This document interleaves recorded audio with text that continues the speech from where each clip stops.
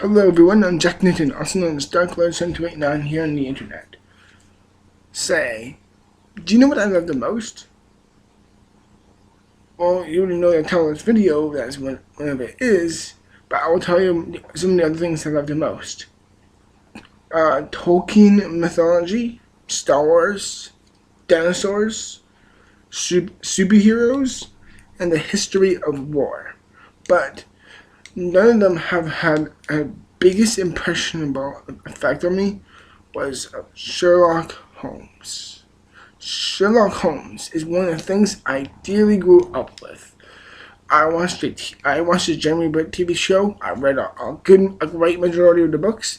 I played a good majority of the games, and I own the 2009 and the 2011 Sherlock Holmes movies, which I'm going to review on this movie, but before do it. And ever since I was a kid, I was just a mad Sherlock Holmes fan. And I know this is not the regular Deerstalker hat, but this is the closest thing I have to a Sherlock Holmes hat. So just bear with this. Like I said before, ever since I was a kid, I was in love with Sherlock Holmes. Sherlock Holmes to me was just a great and inviting and really curious type of character who I've always admired and loved and respected. And when I heard in 2008 that they were making a movie of that, I almost shit my pants because I was really excited. Even though I don't love, but I like the Steven Spielberg Sherlock Holmes movie, the young Sherlock Holmes. I like that movie, but that's a review for another day. But when I first saw the Sherlock Holmes 2009 Guy Ritchie film, I almost shit my pants in excitement. And when I first saw this movie, I was sincerely not let down. My expectations were through the roof for this film. And how was this film? Well, you need to stay out. You need to watch this video all the way through to figure out what I think of this movie. So basically, the story goes like this. The hangman did his job. Dr. Watson declared the condemned man dead, and yet Lord Blackwood has emerged from the tomb to assert his deadly will over 1890 London. Isn't the League of the Fortress of Hell itself? Is it the League is the whole empire in peril? It's a mystery in macabre, and only Sherlock Holmes can master it. So basically, Sherlock Holmes and John Watson are going after Lord Blackwood. And basically, they need to come through, of course, the typical type of Sherlock Holmes obstacles within the way, and within all the type of mannerisms and how they got through it, and all and all and all. Now, based on, I want to say this, the cast of this movie is excellent. Robert Downey Jr., in my opinion, is one of the best, like in my view, top 4 or 3 best Sherlock Holmes ever. He's, in my opinion, up there with Peter Cushing, Benedict Cumberbatch, and Jeremy Britt. It's one of the best. In my opinion, he's my personal favorite.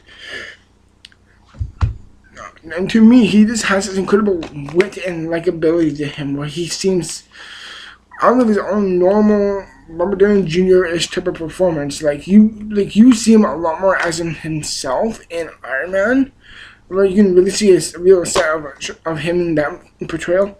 But in this film, he's actually portraying a character. In Iron Man, he's just portraying himself on screen. This is Robert Downey Jr. acting. In Iron Man, that's just him being himself. I'm sorry to show it like that, but it is. While I do really enjoy the Iron Man movies, in my opinion, he is perfect as Sherlock Holmes. He captures both the incredible, both witty and funny, lighthearted type of him, to being the dead set, very focused, and very determined, wisecracking ladies' man drunk type of man he is. And also, I love that in this version, they really, I wouldn't say downplay him, but they really make him a lot more humanized. Well, of course, he's a human, but they really make him a lot more sympathetic and likable. Where I would say Peter Cushing, in my view, was a bit too much of the better man, where he was always like superior to everyone. Well, in this film, he's a drunk, he's a boxer, he's a ladies' man. He's the type of character you can both rely, who you can really rely to. Is the type of guy who can get shit done. And when you see him, you just think, this guy, whoever you may be, you are awesome, and I can use you for certain things. Because that's what Sherlock Holmes does. He's a guy you need help with. He's a guy you call. He's basically kind of like the Ghostbuster of his era, in a weird sense. I feel very, very dirty comparing Sherlock Holmes and the Ghostbusters. Actually, no, fuck that noise.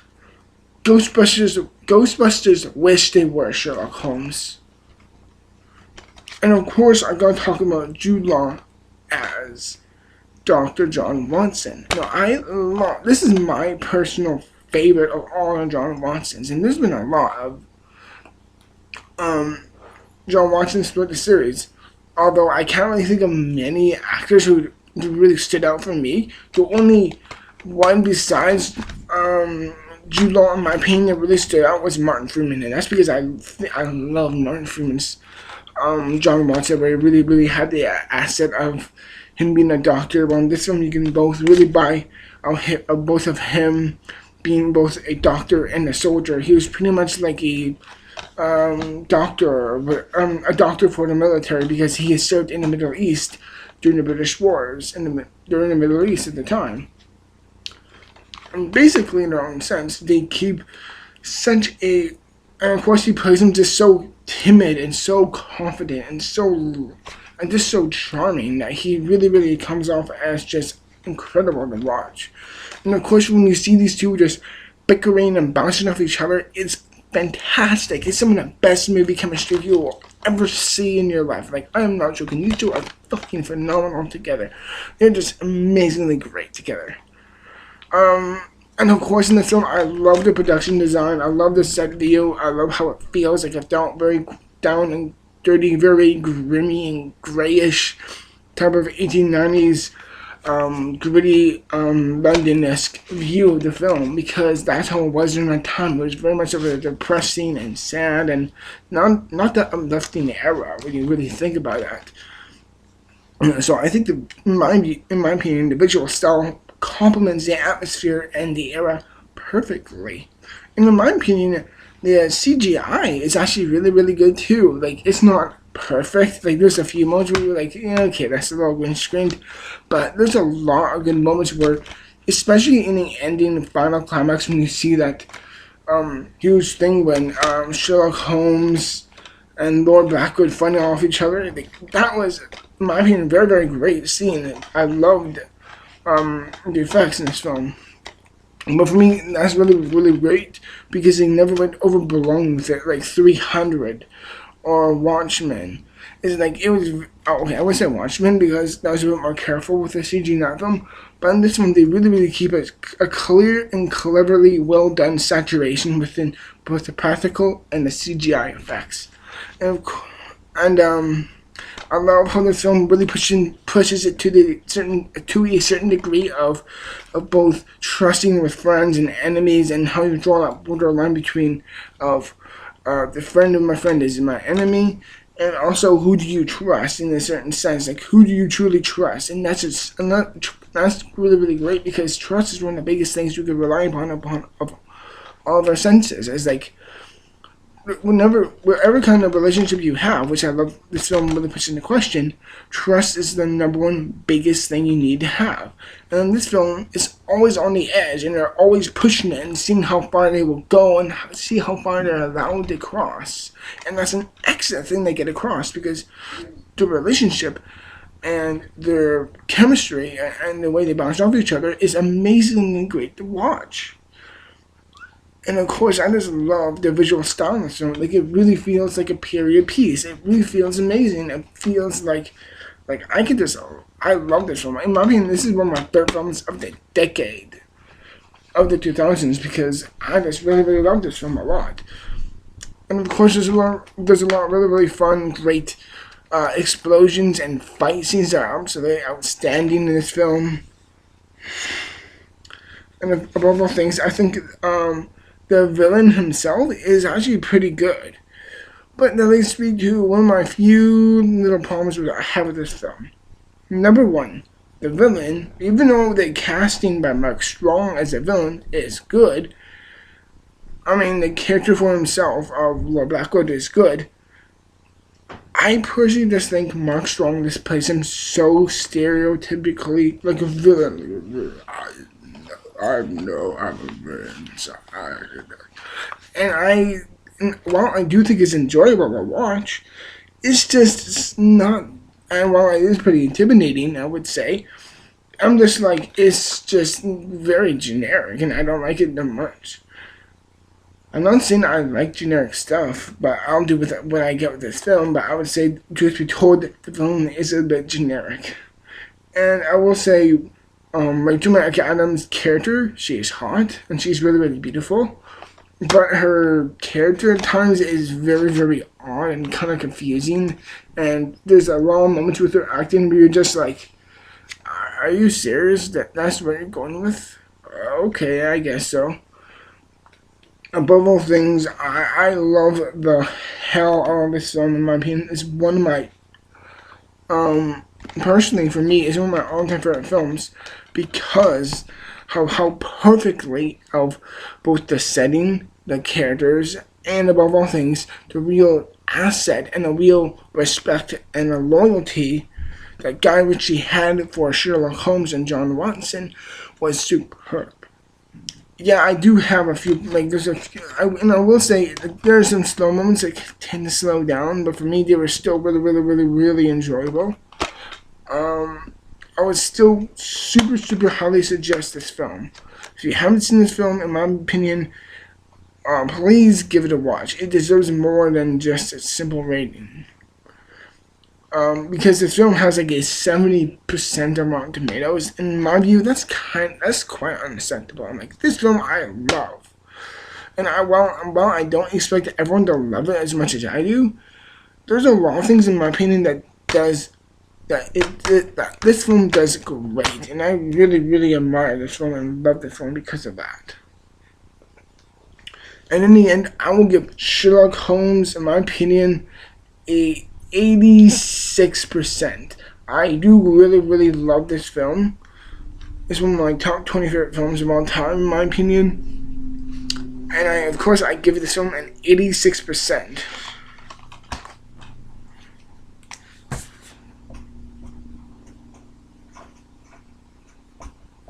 I'm sorry, I needed to write that down.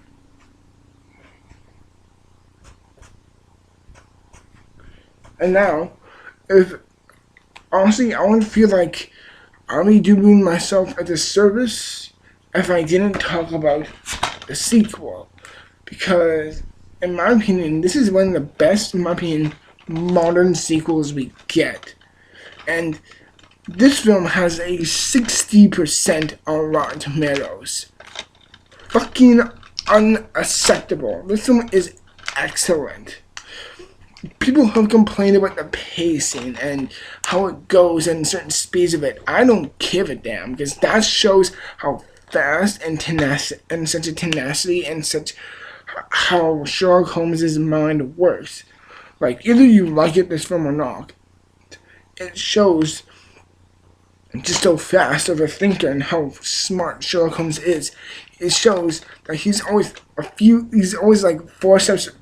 It shows him like he's always 4 steps ahead of you, and you're 1 step back behind him. Therefore, you can understand the pacing of the film will be a little jarring because it shows the real speed of how Sherlock Holmes thinks, and I think that's wonderful, absolutely just wonderful. And then this film, basically he's just,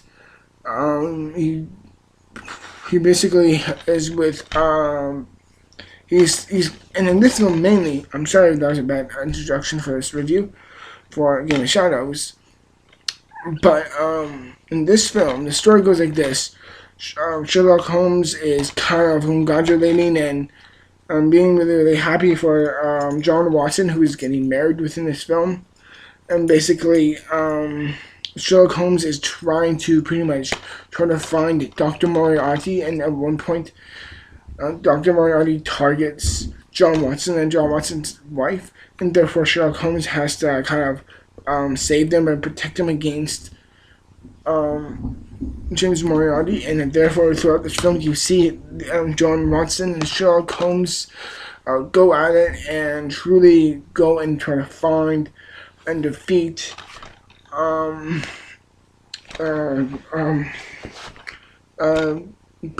sorry, I forgot the villain's name.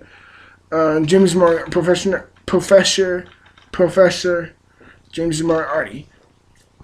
Now, first off, I love the visual style within this film. It's exactly the same as the first one, which makes sense because the ending of this film leads right into this one. Like, I want to say it's like direct, but it gives a big indication of where it's going. And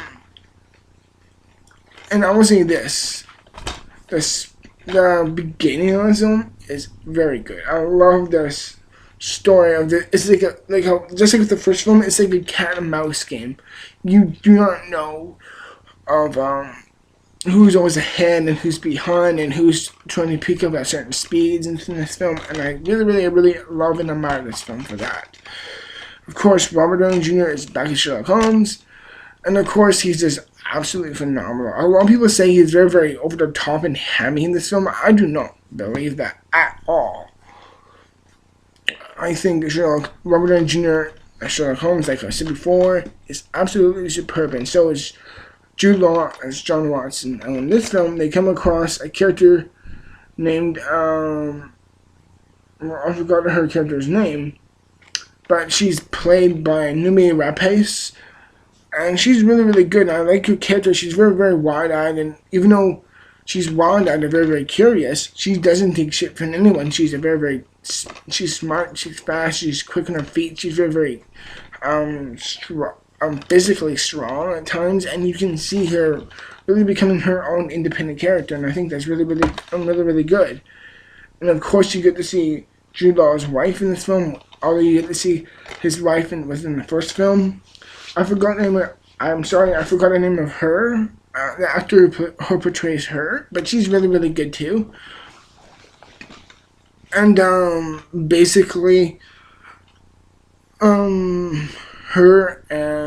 she's really great. And of course, in this one, you get to meet I forgot his name, Redunculus or something like that. Sherlock Holmes' brother, and he's played by Stephen Fry. And I'm just like, that's a great cast. I'm like, you can't go wrong with that.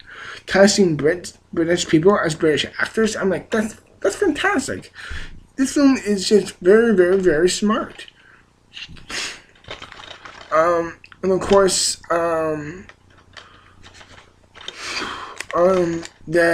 thing, that's like with the first film, the CG is not overblown, it's not underdone, it uses the right amount of a tone, it uses the right amount of its own color palette, and it knows when to be very dark and gloomy.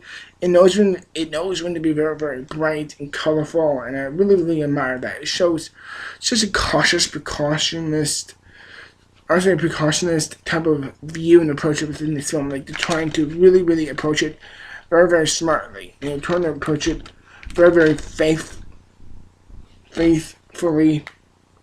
I'm sorry if I'm really stumbling over my words in this video, but I'm trying to show how much of a fan I am for Sherlock Holmes. And basically, they're going to try to get James Moriarty, and of course, they do to James Moriarty's character. Jared Harris is absolutely excellent as James Moriarty. He really has a sophistication and elegance and intelligence and a wit to him that's so enjoyable. And I love that he's not superior or inferior. They played out on both James Moriarty and Sherlock Holmes, both on a very good intellectual level, which I really love and admire, because it doesn't, like I said before, it doesn't show them in a superior or inferior way. It shows them like it's mainly a battle of wits and physical strength, by the way. And there's a lot of the action in this movie is just bigger, bolder, and better. This is when I would say that while I do love the film a lot, I would say there's the action at times does seem a little reserved, which is not a big complaint for me. I didn't bring that up in that film because during this review of it, because I don't think that was something to really say about. But it was kind of reserved. While this one, it goes insane. I love the action.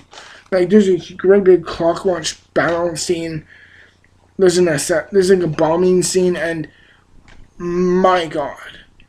At one point in this film, there's a climax when they're escaping and they're going through a forest and they're trying to catch a train. This is one of the best slow motion scenes you will ever see in your life. The speed, the focus, and just the timing within that moment, within like a 3 or 4 minute racing is simple genius, and it's very, very well done. And I also love that level, and also love the fact that the writing attempts is really, really great too. Like it's very, very subtle hits. Like they would act like a married couple, and I think that's absolutely hysterical. And a lot of people have made fun of that, and admittedly, I have too. But that's because I'm still just because if anything, that's a compliment because of how well done these two bounce off each other. Because it's extraordinarily great. It really, really is. And above all things. I love and respect the production design of this film too. It's just extraordinarily great, and I love that too. I'm sorry about the background noise, by the way. And by the end, you see them, both Sherlock Holmes and James Moriarty, going up against each other in a battle of chess, and then they're going to like have some fist fights. Oh my gosh, I gotta say something else. I can't believe I missed this. And like that ending battle between Sherlock Holmes and the villain within the battle of the chess, and then they go into a physical fight.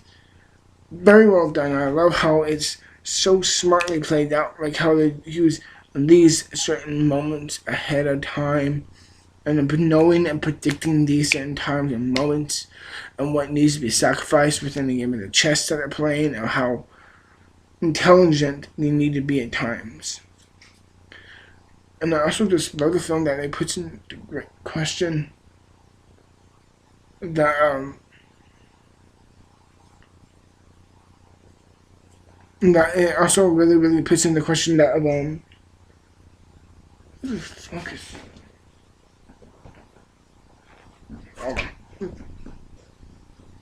Oh, I'm sorry.